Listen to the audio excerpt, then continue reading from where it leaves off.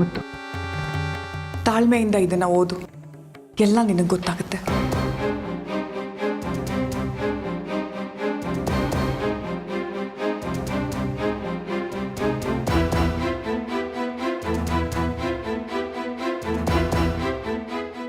ಪ್ರೀತಿಯ ಮಗಳು ಮಾಯಾ, ನಿನಗೆ ತಂದೆ ಬರೀತಿರೋ ಪತ್ರ. ಈ ನಿಮ್ಮಪ್ಪ ನಿನಗೆ ಈ ಪತ್ರ ಯಾಕೆ ಬರೆದಿದ್ದಾರೆ ಅಂತ ನಿನಗೆ ಆಶ್ಚರ್ಯ ಆಗ್ತಿರ್ಬೋದು. ಅದಕ್ಕೆ ಕಾರಣ ಇದೆ ಮಗಳೇ. ಯಾಕೆಂದರೆ ಈ ನಿಮ್ಮಪ್ಪನಿಗೆ ನಿನ್ನ ಮುಖನ ನೋಡಿ ಮಾತಾಡೋ ಅರ್ಹತೆ ಇಲ್ಲಮ್ಮ. ಈ ನಿಮ್ಮಪ್ಪ ಎಲ್ಲನೂ ಕಳ್ಕೊಂಡ್ಬಿಟ್ಟಿದ್ದಾನೆ. ಅದಕ್ಕೋಸ್ಕರ ನಾನು ಈ ಪತ್ರ ಬರೆದಿದ್ದೀನಿ ಮಗಳೇ.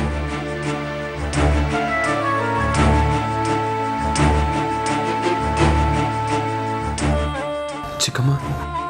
ಹೌದು ಮುತ್ತು, ಇದು ನೀಲ್ಕಂಠನ್ ಕೊನೆ ಮಾತು. ನೀನು ತಿಳ್ಕೊಬೇಕಾಗಿರೋದು ತುಂಬ ಇದೆ. ಮುಂದಕ್ಕೆ ಓದು. ಮುತ್ತು ಅವರು ನಿಜವಾಗ್ಲೂ ಮುತ್ತು. ಅವರಂಥ ಒಳ್ಳೆ ಗುಣ ಬೇರೆ ಪ್ರಪಂಚದಲ್ಲಿ ಯಾರಿಗೂ ಇಲ್ಲಮ್ಮ. ಅವ್ರು ಯಾರಿಗೂ ಕೂಡ ಕೇಡನ್ನು ಬಯಸ್ತೋರಲ್ಲ. ಅಂಥವ್ರ ಮೇಲೆ ನಾನು ಒಂದು ದೊಡ್ಡ ಆಪಾದನೆ ಹೊರಿಸ್ಬಿಟ್ಟಿದ್ದೀನಿ ಮಗಳೇ. ಮುತ್ತು ಮಾವನ ಮೇಲೆ ನೀನು ಪ್ರಾಣನೇ ಇಟ್ಕೊಂಡಿದ್ಯಾ ಅಂತ ನನಗೆ ಚೆನ್ನಾಗಿ ಗೊತ್ತು ಮಗಳೇ. ನಾನು ಇದನ್ನೆಲ್ಲ ಹೇಳೋದಕ್ಕೆ ನನಗೂ ಕಷ್ಟ ಆಗ್ತಾ ಇದೆ. ಆದರೆ ನಾನು ಇದನ್ನೆಲ್ಲ ಮಾಡ್ತಿರೋದು ನಿನಗೋಸ್ಕರ ಮಗಳೇ.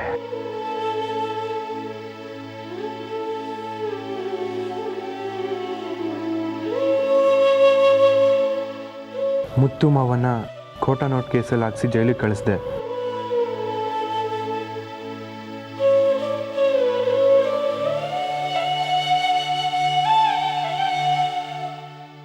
ಅಪ್ಪ ಯಾಕೆ ಈ ರೀತಿ ಮಾಡ್ತಿದ್ದಾರೆ ಅಂತ ನಿನ್ಗೆ ಆಶ್ಚರ್ಯ ಆಗ್ತಿರ್ಬೋದು. ಅದಕ್ಕೂ ಕಾರಣ ಇದೆ ಮಗಳೇ. ಮುತ್ತು ಹೊರಗಿದ್ರೆ ಬೆಳ್ಳಿನ ಕೊಲ್ಲೋಕ್ಕಾಗೋದಿಲ್ಲ.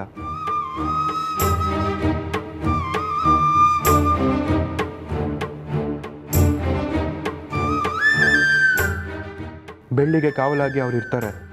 ಈ ಕಾರಣಕ್ಕೆ ನಾನು ಅವ್ರನ್ನ ಜೈಲಿಗೆ ಕಳಿಸಿದ್ದು.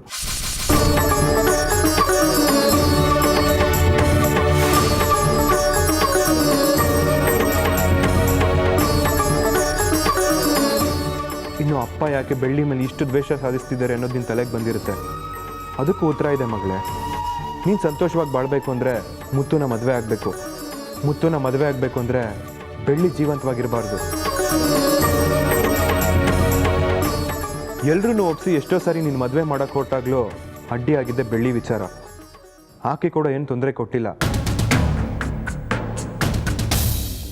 ಆದರೆ ನನಗಿದನ್ನು ಬಿಟ್ಟು ಬೇರೆ ದಾರಿನೇ ತೋಚ್ತಿಲ್ಲ ಮಾಯಾ.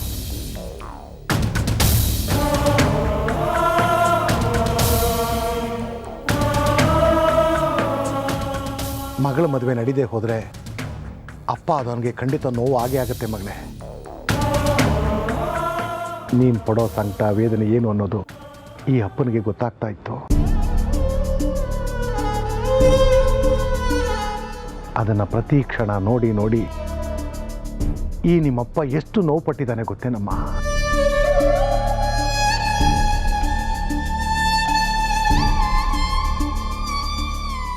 ಅವತ್ತು ಐಶ್ವರ್ಯನ ಕಾಲೇಜ್ ಫಂಕ್ಷನ್ಗೆ ಎಲ್ಲರೂ ಒಟ್ಟಾಗಿ ಹೊರಟರು. ಬೆಳ್ಳಿ ಒಂಟಿಯಾಗಿ ಮನೆಗಿರ್ತಾಳೆ ಅನ್ನೋದು ನನಗೆ ತಿಳಿತು. ಆಗ ನಾನು ಬಿಸ್ನೆಸ್ ವಿಷಯವಾಗಿ ಹೊರಗಡೆ ಹೋಗ್ತೀನಿ ಅಂತ ಸುಳ್ಳು ಹೇಳಿ ಮನೆಗೆ ಬಂದೆ. ಬೆಳ್ಳಿಗೆ ವಿಷ ಹಾಕಿ ಸಾಯಿಸೋಕೆ ನೋಡಿದೆ. ಅಷ್ಟೇ ಅಲ್ಲ, ಮಣ್ಣಲ್ಲಿ ಹಾಕಿ ಮುಚ್ಚಾಕ್ದೆ.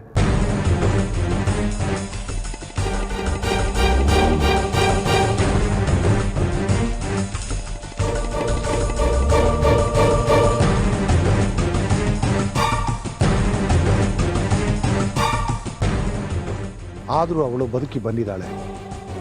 ಹೇಗೆ ಬದುಕಿ ಬಂದಳು ಅನ್ನೋದು ನನಗೆ ಇವತ್ತಿನವರೆಗೂ ಗೊತ್ತಾಗಲಿಲ್ಲ ಮಗಳೇ. ಅದು ಪ್ರಶ್ನೆಯಾಗೇ ಉಳ್ಕೊಂಡಿದೆ.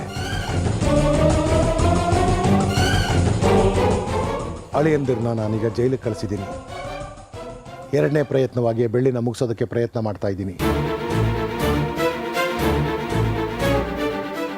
ಬೆಳ್ಳಿ ಸತ್ಲು ಅನ್ನೋ ಸುದ್ದಿ ನಿನಗೆ ಖಂಡಿತ ತಲುಪುತ್ತೆ ಮಗಳೇ.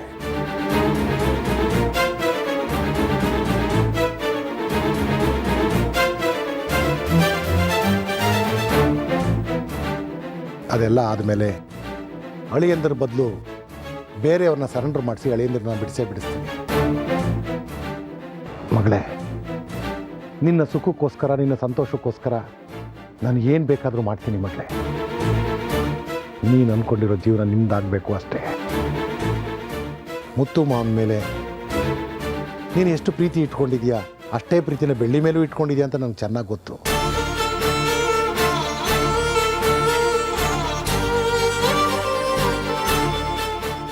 ಒಂದು ವೇಳೆ ನಿನಗೆ ನಿನ್ನ ಅಪ್ಪ ಈ ರೀತಿ ಕೆಲಸ ಮಾಡ್ತಿದ್ದಾರೆ ಅಂತ ಗೊತ್ತಾದರೆ ನೀನು ಅದನ್ನು ಮಾಡೋದಕ್ಕೆ ಬಿಡೋದಿಲ್ಲ ಅಂತ ನನಗೆ ಚೆನ್ನಾಗಿ ಗೊತ್ತು ಮಗಳೇ. ಅದಕ್ಕೆ ಈ ವಿಷಯನ ನಾನು ನಿನಗೆ ತಿಳಿಸ್ತಾ ಇಲ್ಲ.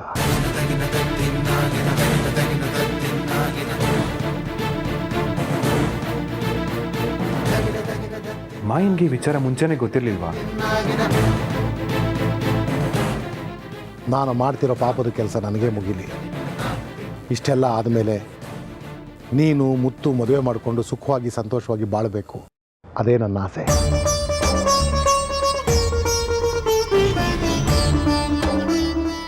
ಬೆಳ್ಳಿ ಬೆಂಬಲಕ್ಕೆ ಇಡೀ ಊರು ಜನನೇ ನಿಂತಿದ್ದಾರೆ. ಈ ಘಟನೆಯಲ್ಲಿ ಒಂದು ವೇಳೆ ನನಗೇನಾದರೂ ಹೆಚ್ಚು ಕಡಿಮೆ ಆಗಬಹುದು.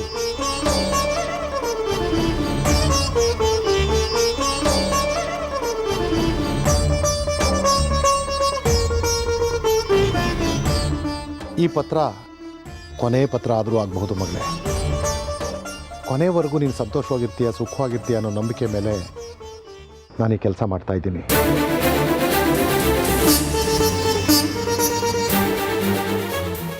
ದಯವಿಟ್ಟು ನನ್ನನ್ನು ಕ್ಷಮಿಸ್ಬಿಡು ಮಗಳೇ. ಇಂತಿ ನಿನ್ನ ಪ್ರೀತಿಯ ಅಪ್ಪ.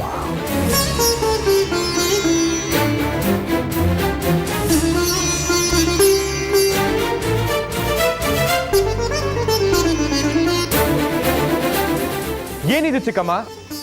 ಮಾವ ಇಷ್ಟು ಕ್ರೂರವಾಗಿ ನಡ್ಕೊಳ್ತಾರೆ ಅಂತ ನಾನು ಕನ್ಸಲ್ಲಿ ಯೋಚನೆ ಮಾಡಿರ್ಲಿಲ್ಲ.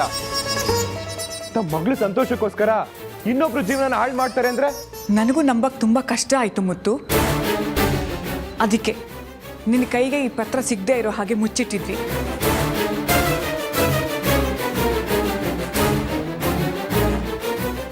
ಮಾವ ಈ ರೀತಿ ನಡ್ಕೊಂಡ್ರು ಸರಿ, ಆದ್ರೆ ಮಾಯ ಯಾಕೆ ಬೆಳ್ಳಿನ ನಾನೇ ಸಾಯಿಸಿದ್ದು ಅಂತ ಸುಳ್ಳು ಹೇಳಿದ್ಲು?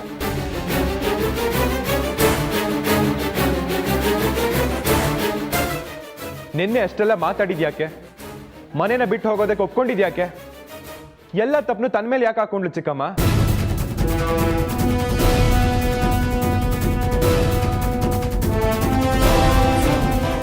ಅಷ್ಟು ವಿಚಾರದಿಂದ ಏನೋ ಇದೆ, ಅದೇನು ಅಂತ ನನ್ಗೆ ಇವತ್ತೇ ಗೊತ್ತಾಗ್ಬೇಕು.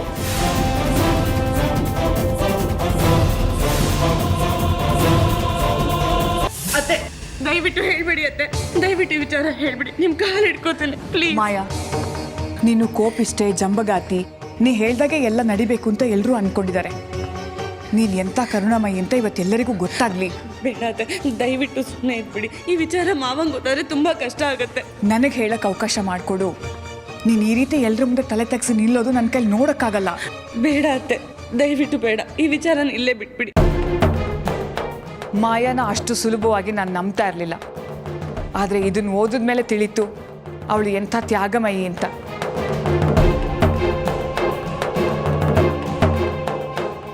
ಮಾಯಾ, ವಿಷಯ ಏನು ಅಂತ ಹೇಳು. ಇಲ್ಲ ಅತ್ತೆ, ಮುತ್ತು ಮಾವ ಇದನ್ನೆಲ್ಲ ಕೇಳಿಸ್ಕೊಂಡ್ರೆ ತುಂಬಾ ದುಃಖ ಪಡ್ತಾರೆ. ದಯವಿಟ್ಟು ಬೇಡ ಅತ್ತೆ.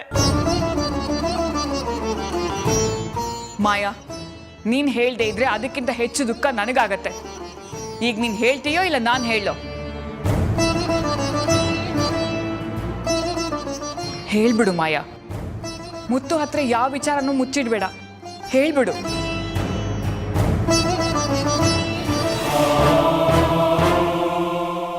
ಹೇಳ್ತೀನಿ ಅತ್ತೆ, ಎಲ್ಲ ವಿಷಯ ಒಂದೊಂದಾಗಿ ಹೇಳ್ತೀನಿ. ಅಪ್ಪ ಈ ರೀತಿ ಪತ್ರ ಬರೆದಿಟ್ಟಿರೋದು ನನ್ನ ಕೈಗೆ ಸಿಕ್ತು.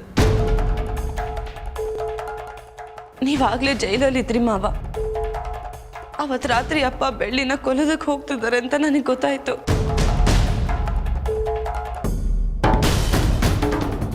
ಅವ್ರ ಹತ್ರನೇ ಹೋಗಿ ಮಾತಾಡಿ ಬೆಳ್ಳಿಗೆ ಯಾವುದೇ ರೀತಿ ತೊಂದರೆ ಆಗದಿರೋಗಿ ನೋಡ್ಕೊಳ್ಳೋಣ ಅಂತ ತೀರ್ಮಾನ ಮಾಡಿದೆ. ಅವತ್ತು ರಾತ್ರಿ ಡ್ರೈವರ್ ಸಹಾಯ ಪಡ್ಕೊಂಡು ನಾನೊಬ್ಳೆ ಅವ್ರ ಹತ್ರ ಹೋದೆ.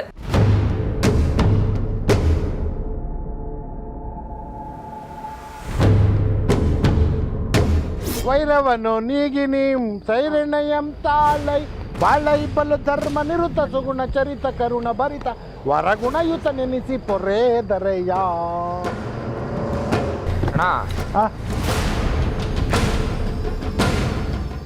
ನನ್ನ ಮಗಳು ಯಾಕೆ ಇಲ್ಲಿ ಬರ್ತಾವಳಪ್ಪ?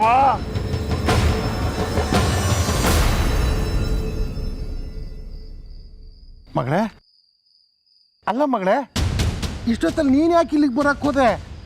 ನೀನು ನನಗೊಂದು ಫೋನ್ ಮಾಡಿದರೆ ನಾನೇ ಬಂದ್ಬಿಡ್ತಿದ್ದೆ ಮಗಳೇ. ಸೇರಿದೆ, ಕೂತ್ಕೊ ಮಗಳೇ. ಅಯ್ಯೋ, ಯಾಕೆ ಮಗಳು ಇಷ್ಟೊಂದು ಕೋಪ ಮಾಡ್ಕೋತಿದ್ಯಾ? ನಾನು ಇಲ್ಲಿಗೆ ಯಾಕೆ ಬಂದೆ ಅಂತ ನಿಮಗೆ ಗೊತ್ತಿಲ್ವಾಪ್ಪ? ಈ ಲೆಟ್ರಲ್ಲಿ ಬರ್ದಿರೋದು ಅಷ್ಟು ನಿಜಾನಾ? ಕೋಟಾನೋಡ್ ವಿಷಯದಲ್ಲಿ ಮುತ್ತು ಮಾವನ ಸಿಕ್ಕಾಕ್ಸಿ ಪೊಲೀಸ್ ಕೇಳಿ ಅರೆಸ್ಟ್ ಮಾಡಿಸಿದ್ದು ನೀವೇ, ಹೌದೋ ಇಲ್ವೋ? ನನಗೆ ಉತ್ತರ ಬೇಕೋಪ್ಪ, ಹೇಳ್ತಿರೋ ಇಲ್ವೋ? ಹೌದು ಮಗಳೇ, ಈ ಲೆಟ್ರಲ್ಲಿ ಬರ್ದಿರೋದೆಲ್ಲ ನಿಜ. ಅಳಿಯಂದ್ರನ್ನ ಅರೆಸ್ಟ್ ಮಾಡಿಸಿದ್ದು ನಾನೇ. ಅಂದ್ರೆ ಬೆಳ್ಳಿನ ಸಾಯಿಸೋ ತೀರ್ಮಾನ ಮಾಡಿದ್ದೀರಾ ಅಂತ ಆಯ್ತು. ಬೆಳ್ಳಿ ಏನ್ ತಪ್ಪು ಮಾಡಿದ್ಲು ಅಂತ ಅವಳಿಗೆ ಈ ರೀತಿ ಶಿಕ್ಷೆ ಕೊಡ್ತಿದ್ದೀರಪ್ಪ? ಅವಳಿಂದ ನಮಗೆ ಯಾವ ಅನ್ಯಾಯನೂ ಆಗಿಲ್ಲ. ನೀವು ಈ ತರ ಮಾಡೋದ್ರಿಂದ ಯಾರು ಸುಖವಾಗಿರೋಕ್ಕಾಗಲ್ಲಪ್ಪ. ಅಯ್ಯೋ ಮಗಳೇ, ನಿನ್ಗಿವೆಲ್ಲ ಅರ್ಥ ಆಗಲ್ಲ. ನಿನ್ನ ಪಾಡಿಗೆ ನೀನು ಸುಮ್ಮನೆ ಇದ್ಬಿಡು. ಈ ನಿಮ್ಮಪ್ಪನ ಅವನ ಪಾಡಿಗೆ ಅವ್ನು ಬಿಟ್ಬಿಡು, ಎಲ್ಲ ಕೆಲಸನೂ ಮಾಡ್ಕೊಂಡು ಬರ್ತಾನೆ. ಅದೇನು ಅರ್ಥ ಆಗಲ್ಲ ಹೇಳಿ, ನಾನು ಅರ್ಥ ಮಾಡ್ಕೋತೀನಿ, ಹೇಳಿ. ಅರ್ಥ ಮಾಡ್ಕೋತೀಯ ಮಗಳೇ? ನೋಡು ಮಗಳೇ, ಯಾವ ತಂದೆ ಆದರೂ ತನ್ನ ಮಗಳು ಸುಖವಾಗಿರಬೇಕು, ಸಂತೋಷವಾಗಿರಬೇಕು ಅಂತ ಬಯಸ್ತಾನೆ. ಮನೆಯಲ್ಲಿ ಹೆಣ್ಣು ಮಗಳು ಹುಟ್ಟಿದಾಗ ನಮ್ಮ ಮನೆ ಮಹಾಲಕ್ಷ್ಮಿ ಹುಟ್ಟಿದ್ಲು ಅಂತ ಸಂತೋಷ ಪಡ್ತಾನೆ, ಖುಷಿ ಪಡ್ತಾನೆ. ಮಗಳು ಬೆಳೆದು ಬೆಳೆದು ದೊಡ್ಡವಳಾದಮೇಲೆ ಅವಳನ್ನು ಒಳ್ಳೆ ಹುಡುಗನಿಗೆ ಕೊಟ್ಟು ಮದುವೆ ಮಾಡಬೇಕು, ಅವಳು ಗಂಡನ ಜೊತೆ ಸುಖವಾಗಿರಬೇಕು ಅಂತ ಆಸೆ ಪಡ್ತಾನೆ ಮಗಳೇ, ಆಸೆ ಪಡ್ತಾನೆ. ಆದರೆ ಬೆಳೆದ ಮಗಳು ಮದುವೆ ಆಗದೆ ತವ್ರ ಮನೇಲೇ ಇದ್ರೆ ಅದೇ ತಂದೆ ದುಃಖ ಪಡ್ತಾನೆ. ನಂತರ ನಾನು ದುಃಖ ಪಡ್ತಿರೋದ್ರಲ್ಲಿ ಯಾವ ತಪ್ಪು ಇಲ್ಲ ಮಗಳೇ, ನಾನು ಮಾಡ್ತಿರೋದ್ರಲ್ಲಿ ಯಾವ ತಪ್ಪು ಇಲ್ಲ. ನಾನು ನನ್ನ ಮಗಳಿಗೋಸ್ಕರ ಏನು ಮಾಡಬೇಕಾದ್ರೂ ನಾನು ಹಿಂದೆ ಮುಂದೆ ಯೋಚನೆ ಮಾಡಲ್ಲ ಮಗಳೇ. ನೋಡು, ನಾನು ಕುಡಿದು ಇದನ್ನೆಲ್ಲ ಮಾತಾಡ್ತಿದ್ದೀನಿ ಅನ್ಕೋಬೇಡ. ನನ್ನ ಮನಸ್ಸಲ್ಲಿರೋದನ್ನು ನಿನಗೆ ನೇರವಾಗಿ ಹೇಳ್ತಿದ್ದೀನಿ ಮಗಳೇ, ನೇರವಾಗಿ ಹೇಳ್ತಾ ಇದ್ದೀನಿ. ನೋಡು, ಒಂದು ಮಾತು ಹೇಳ್ತೀನಿ ಮಗಳೇ, ನಿನಗಿಂತ ಚಿಕ್ಕ ಮಕ್ಕಳೆಲ್ಲ ಮದುವೆಯಾಗಿ ಗಂಡನ ಜೊತೆ ಸುಖವಾಗಿದ್ದಾರೆ. ಅದನ್ನು ನೋಡಿಕೊಂಡು ನಾನು ಹೇಗಿರಲಿ ಹೇಳು ಮಗಳೇ? ನನ್ನ ಕಷ್ಟನ ನಾನು ಯಾರ ಹತ್ರ ಹೇಳ್ಕೊಳ್ಳಿ ಹೇಳು? ಕಷ್ಟ ಆಗುತ್ತೆ ಅಂತ ಒಬ್ಬರನ್ನ ಸಾಯಿಸಿ ಅವ್ರ ಸಮಾಧಿ ಮೇಲೆ ಮಗಳಿಗೆ ಸೌದ ಕಟ್ಕೊಡ್ಬೇಕು ಅಂತ ಯಾರು ಹೇಳಿದಾರಪ್ಪ? ನಾವು ಬದುಕಿ ಇನ್ನೊಬ್ಬರನ್ನ ಬದುಕೋಕ್ ಬಿಡ್ಬೇಕು, ಆಗ್ಲೇ ಮನುಷ್ಯನ ಜೀವನ ಸಾರ್ಥಕ ಆಗೋದು. ನಿಮಗೆ ಮುತ್ತು ಮಾವನ ಮೇಲೆ ನಂಬಿಕೆ ಇಲ್ವಾಪ್ಪ? ನಂಬಿಕೆ ಇಲ್ಲದೆ ಇರೋದಕ್ಕೇನೆ ನಾನು ಈ ಕೆಲಸ ಕೈ ಹಾಕ್ತಿರೋದು. ಒಂದ್ ಕಡೆ ನೀನು, ಇನ್ನೊಂದ್ ಕಡೆ ಆ ಬೆಳ್ಳಿ. ಆ ಮುತ್ತು ಯಾರನ್ನ ಮದುವೆ ಆಗ್ತಾನೋ ಹೇಳಕ್ಕಾಗಲ್ಲ. ಕೊನೆಗೆ ನಿನ್ನ ಕೈ ಕೊಟ್ಬಿಟ್ಟು ಆ ಬೆಳ್ಳಿನ ಅವ್ನು ಮದುವೆ ಮಾಡ್ಕೊಂಡ್ರೆ ನಿನ್ ಗತಿ ಏನಾಗಬೇಕು ಮಗಳೇ? ಅದಕ್ಕೆ ನಾನು ಮುಂದಾಲೋಚನೆ ಮಾಡಿ ಆ ಬೆಳ್ಳಿ ಕಥೆನ ಮುಗಿಸ್ತಿರೋದು. ನಿಮ್ದು ಮುಂದಾಲೋಚನೆ ಅಲ್ಲಪ್ಪ, ದುರಾಲೋಚನೆ. ಕೆಟ್ಟ ಮನಸ್ಸಿಗೆ ಯಾವಾಗಲೂ ಕೆಟ್ಟ ಯೋಚನೆಗಳೇ ಬರುತ್ತೆ. ಮುತ್ತು ಮಾವ ನನಗೆ ಕಾಣದೇ ಇದ್ರು ನನ್ನನ್ನೇ ಮದುವೆ ಆಗ್ತೀನಿ ಅಂತ ಅತ್ತೆ ಮೇಲೆ ಆಣೆ ಮಾಡಿದ್ದಾರೆ. ಆದ್ರೂ ನೀವು ಮುತ್ತು ಮಾವನ ನಂಬಲ್ಲ ಅಂದ್ರೆ ನಾನು ಏನು ಹೇಳಿ? ನೀವು ಮುತ್ತು ಮಾವನ ನಂಬಲಿಲ್ಲ ಅಂದ್ರೂ ಪರವಾಗಿಲ್ಲ, ಆದ್ರೆ ನಾನು ಅವ್ರ ಮಾತನ್ನ ನಂಬ್ತೀನಿ. ಮೊದಲು ಬೆಳ್ಳಿಗೆ ಮದುವೆ ಮಾಡಿ ಆಮೇಲೆ ನನ್ನನ್ನು ಮದುವೆ ಆಗ್ತೀನಿ ಅಂತ ಹೇಳಿದ್ದಾರೆ. ಅವ್ರು ಹೇಳ್ದಾಗೆ ನಡ್ಕೋತಾರೆ ಅಪ್ಪ. ನೀವು ಅವರಿಗೆ ನಂಬಿಕೆ ದ್ರೋಹ ಮಾಡ್ತಾ ಇದ್ದೀರಾ. ಯಾವುದೇ ಕಾರಣಕ್ಕೂ ಅದು ನಡೆಯೋಕೆ ನಾನು ಬಿಡಲ್ಲಪ್ಪ. ಮೊದಲು ಇಲ್ಲಿಂದ ನಡೀರಿ. ಎಲ್ಲಿಗೆ? ಮುತ್ತು ಮಾವನ ಬಿಡಿಸ್ಕೊಂಡು ಬರೋದಕ್ಕೆ. ನೀವು ಮಾಡಿರೋ ತಪ್ಪಿಗೆ ನೀವೇ ಶಿಕ್ಷೆ ಅನುಭವಿಸ್ಬೇಕು ಅಪ್ಪ. ಮೊದಲು ಇಲ್ಲಿಂದ ಪೊಲೀಸ್ ಸ್ಟೇಷನ್ಗೆ ಹೋಗಿ ತಪ್ಪೊಪ್ಪಿಗೆ ಕೊಡಿ, ಬನ್ನಿ. ಇಲ್ಲ, ನಾನು ಇವತ್ತು ಆ ಬೆಳ್ಳಿ ಕಥೆನ ಮುಗಿಸ್ತೀನಿ. ನಾಳೆ ಬೆಳಿಗ್ಗೆನೆ ಹೋಗಿ ಅಳಿಯಂದ್ರನ್ನ ನಾನೇ ಪೊಲೀಸ್ ಸ್ಟೇಷನಿಂದ ಬಿಡಿಸ್ಕೊಂಡು ನೋಡಿ ಅಪ್ಪ, ಇವಾಗ ನೀವು ಬರ್ಲಿಲ್ಲ ಅಂದ್ರೆ ಅಪ್ಪ ಅಂತಾನು ನೋಡಲ್ಲ. ನೀನೆಲ್ಲ ಕೋಪ ಮಾಡ್ಕೋಬೇಡ ಮಗಳೇ. ನನ್ನ ಮಗಳು ಚೆನ್ನಾಗಿರ್ಬೇಕು ಅಂತ ಆಸೆ ಪಡ್ತಾ ಇದ್ದೀನಿ. ನನ್ನ ಮಗಳು ಚೆನ್ನಾಗಿರೋದಕ್ಕೋಸ್ಕರ ನಾನು ಏನ್ ಬೇಕಾದ್ರೂ ಮಾಡ್ತೀನಿ. ಇದೆಲ್ಲ ಬೇಡ ಅಪ್ಪ. ಇನ್ನೊಂದು ಹೆಣ್ಣನ್ನ ಕೊಂದು ಮದ್ವೆ ಆದ್ರೆ ಆ ಪಾಪ ನಮ್ಮನ್ನ ಸುಮ್ಮನೆ ಬಿಡತ್ತಾ? ಮೊದಲು ಇಲ್ಲಿಂದ ಬನ್ನಿ. ನಾನ್ ಬರಲ್ಲ ಮಗಳೇ. ನನ್ನ ಕೆಲಸ ಮುಗಿಸೋವರೆಗೂ ನಾನು ಬರಲ್ಲ ಅಂದ್ರೆ ಬರಲ್ಲ. ಸುಮ್ಮನೆ ನನಗೆ ಕೋಪ ಬರ್ಸ್ಬೇಡಿ ಅಪ್ಪ. ಹೊಡಿತೀಯ ಮಗಳೇ? ಹೊಡಿತೀಯ? ನೀನ್ ಪುಟ್ಟ ಪಾಪವಾಗಿದ್ದಾಗ ನಿನ್ ಕಾಲಿಂದ ನನ್ಗೆ ಒದ್ದಿದ್ದೀಯ, ಈ ಕೈಯಿಂದ ನನ್ಗೆ ಹೊಡೆದಿದ್ದೀಯ. ಈಗಲೂ ನಿನ್ನ ನನ್ನ ಪುಟ್ಟ ಮಗಳು ಅನ್ಕೋತೀನಿ. ಹೊಡಿತೀಯ? ಹೊಡಿ ಬಾ ಮಗಳೇ, ಹೊಡಿ ಬಾ, ಹೊಡಿ ಬಾ, ಹೊಡಿ ಬಾ. ಬಿಡಿ ಅಪ್ಪ. ನೋಡು, ನೀನು ಕೋಪ ಕಮ್ಮಿ ಆಗೋವರೆಗೂ ನಾನು ಹೊಡಿ, ಆದ್ರೆ ಇವತ್ತು ಮಾತ್ರ ಬೆಳ್ಳಿನ ಉಳಿಸೋದಿಲ್ಲ. ಅವಳ ಕಥೆನ ಮುಗಿಸ್ತೀನಿ. ಸುಮ್ನೆ ಇರಿಯಪ್ಪ, ನೀವ್ ಸುಮ್ನೆ ಹಠ ಮಾಡ್ತಿದ್ದೀರಾ? ನನ್ ಮಾತು ಕೇಳಿ. ಇಲ್ಲ, ನಾನು ಹಠ ಮಾಡ್ತಾ ಇಲ್ಲ. ನಾನು ಅಂದ್ಕೊಂಡ ಕೆಲಸನ ಮಾಡೇ ಮಾಡ್ತೀನಿ. ಆ ಬೆಳ್ಳಿ ಸಾವನ್ನ ಇವತ್ತು ಯಾರು ತಡೆಯಕ್ಕಾಗಲ್ಲ. ತಡಿಯಕ್ಕಾಗಲ್ವಾ? ಆಗಲ್ಲ. ನನ್ನಿಂದನೂ ಆಗಲ್ಲ ಅಂತಿದ್ದೀರಾ? ನಿನ್ನಿಂದನೂ ಆಗಲ್ಲ. ಹೋಗು. ನಾನು ಇಲ್ಲಿಂದ ಹೋಗಲ್ಲ. ನೀವು ಹೋಗು. ಮಾತು ಕೇಳೋವರೆಗೂ ನಾನು ಹೋಗು. ಹೋಗಲ್ಲಪ್ಪ. ಏ, ಹೋಗಲ್ಲ. ಹೋಗಲ್ಲ. ಹೋಗಲ್ಲ. ಅಪ್ಪ, ಅಪ್ಪ ಏನಾಯ್ತಪ್ಪ? ಅಪ್ಪ ಮಾತಾಡಿ. ಅಪ್ಪ, ಅಣ್ಣ ಅಣ್ಣ ಅಪ್ಪ ನಾನು ಮಾತಾಡ್ತಿಲ್ಲ.